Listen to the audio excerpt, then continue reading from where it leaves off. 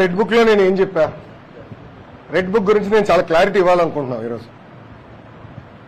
నా ప్రతి స్పీచ్ చూడండి, ఎవరైతే చట్టాలు ఉల్లంఘించి కార్యకర్తల్ని ప్రజల్ని ఇబ్బంది పెట్టారో వాళ్ళని నేను వదిలిపెట్టాను అని స్పష్టంగా హామీ ఇచ్చాను. మళ్ళీ రిపీట్ చేస్తున్నా, చట్టాలు ఉల్లంఘించిన ఓకే. జోగి రమేష్ గారు అబ్బాయి ఏం చేశాడో ప్రజలు తెలుసుకోవాలి.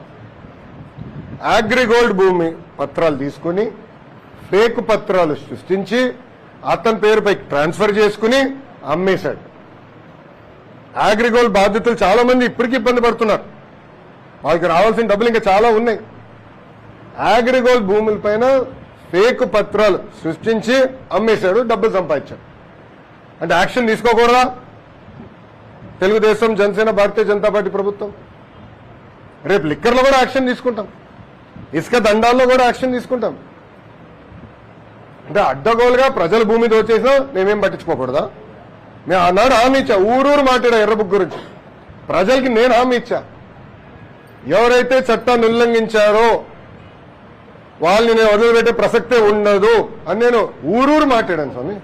ఎర్ర బుక్ పట్టుకుని తిరిగా చూపించా ప్రజలకి. అందుకే ప్రజలు మాకు అంత అద్భుతమైన మ్యాండేట్ ఇచ్చారు.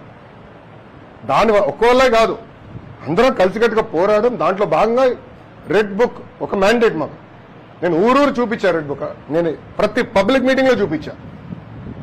నిన్న ప్రతి నియోజకవర్గంలో మేము గెలిచాం. సో ప్రజలు మాకు అంత క్లియర్ మ్యాండేట్ ఇచ్చారు. సో ప్రజలు కూడా చాలా క్లియర్గా ఉన్నారు.